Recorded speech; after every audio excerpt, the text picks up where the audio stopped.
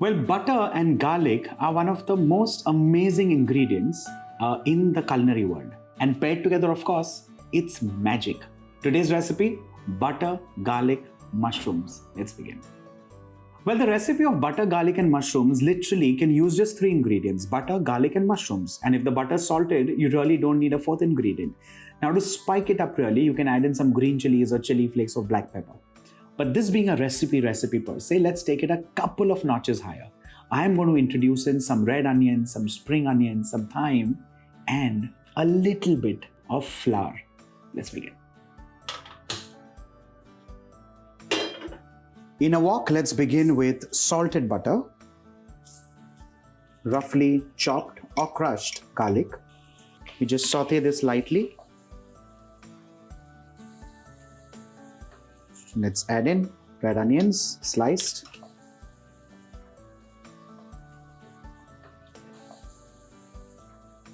And along with this, refined flour. Well, this is untoasted, but this will now, while cooking, get toasted and done.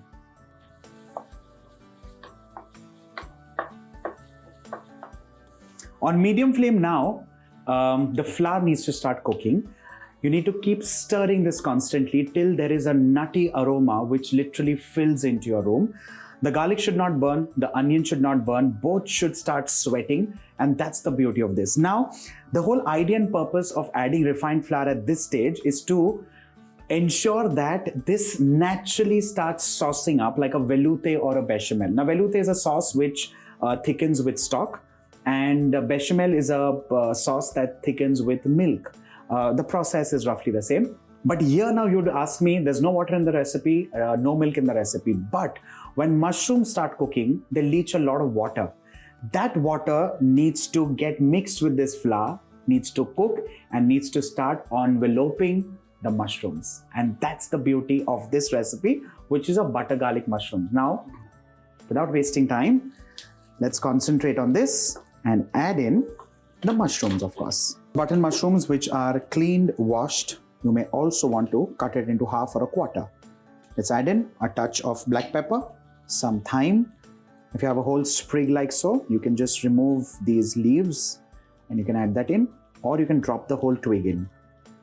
Along with this, some chili flakes. I'm going to just add in a little salt at this stage. Last but not the least, some spring greens. Whack the flame on a complete high and now start cooking and turning this. Well, at this stage, it's important to cook this on high flame because, of course, you want it to start just caramelizing, and that's just the kind of peak of cooking the mushrooms. But apart from that, it needs to start sweating, it needs to start leaching out the water so that the water gets mixed with the starch and becomes this wonderful sauce. Very important.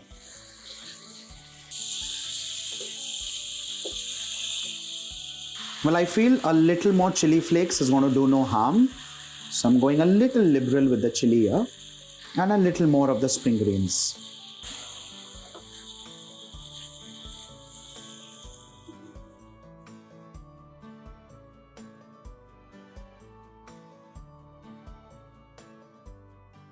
Now a quick taste check.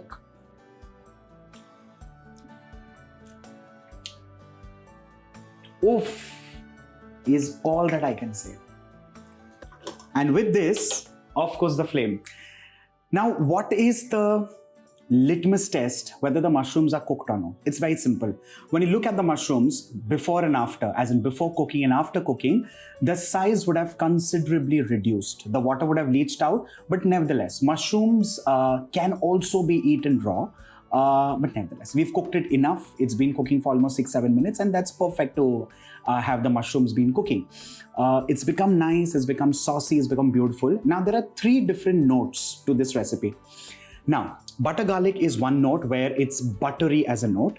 Then there is something called creamy and something called cheesy. Now, to the same recipe, if you can add in 2 tablespoons of cream, you get creamed butter garlic. Very simple. The moment you add in a dollop of cream cheese, you get cheesy butter garlic. It's very simple. So buttery, creamy, cheesy, the same recipe, 3 ways, can be done at home. Try this. Make this for family, make this for friends. You can serve this with some nice thick bread. If you can pass this onto a sizzler plate and serve this with a bowl of steamed rice, you have a sizzler at home.